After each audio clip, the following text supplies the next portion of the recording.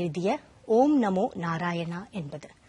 இதில் ஆசிரியர் கூறுகிறார், நம்ம எவ்வளவோ பாவங்கள் இந்த உலகத்தில் செய்கிறோம். அந்த அத்தனை பாவங்களில் இருந்தும் நம்மை விடுவித்து காப்பது இந்த மந்திரம் ஒன்றுதான் அப்படின்னு சொல்றாரு.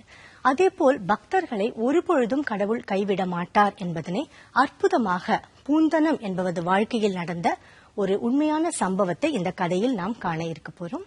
குருவாயூரில் வீற்றிருந்து அருள் பாலிக்கும் நாராயணனுடைய மகிமையை இந்த பாடலில் காணலாம்.